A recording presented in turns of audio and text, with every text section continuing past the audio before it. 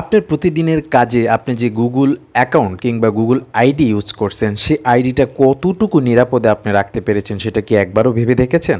অবশ্যই সেটা রাখা উচিত, কারণ বর্তমানে যে গুগল আইডি সেটার কিন্তু গুরুত্ব অনেক বেশি।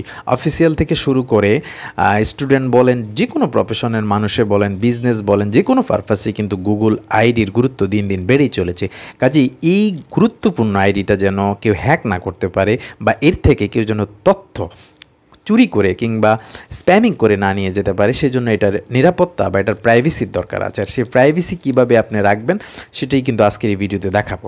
হ্যাঁ, অর্থাৎ একটা গুগল অ্যাকাউন্টে আপনি কীভাবে সেফ রাখবেন সেই বিষয়ে আজকে এই ভিডিওতে আলোচনা করব। তার আগে বলে রাখি, এরকম আরও গুরুত্বপূর্ণ ভিডিও পাওয়ার জন্য চ্যানেলটিকে ফলো কিংবা সাবস্ক্রাইব করে রাখুন এবং ভিডিওটি টাইমলাইনে শেয়ার করে রাখুন, কারণ এই ভিডিওটি আপনার অনেক কাজে দেবে। সো আমরা কীভাবে কাজটি করতে হয় দেখে আসি। Let's get started.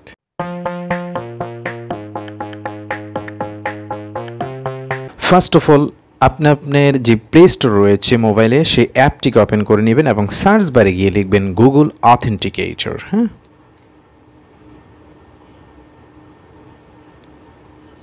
Google authenticator লিখে আপনি সার্চ করলে দেখুন এই যে ঠিক এইটা আমি আপনাকে দেখাচ্ছি। প্রথমে যেটা আসছে এটা নয়, জাস্ট নিচের দিকে দেখুন গুগল অথেন্টিকেটর নামে একটি অ্যাপ দেখাচ্ছি, এটাকে ইনস্টল করে নেবেন। ওকে, আমি অলরেডি ইনস্টল করে ফেলেছি, এই জন্য আমি ওপেনে ক্লিক করে দিলাম। আপনার এখানে ইনস্টল লেখা থাকবে, আপনি অল্প সময়ের মধ্যে সেটাকে ইনস্টল করে নিতে পারবেন। দেখুন এটা ওপেন হওয়ার পর এখানে একটি শুরুতেই লেখা আছে কয়েনবেজ। ওকে, কয়েনবেজের এখানে একটি ইমেল নাম্বার লেখা আছে, ইমেলের আইডি লেখা আছে। অর্থাৎ আমার এই ইমেল অ্যাড্রেসটি আমি এখানে ইনক্লুড করে রেখেছি এবং প্রতি মুহূর্তে এখান থেকে একটি কোড জেনারেট হচ্ছে।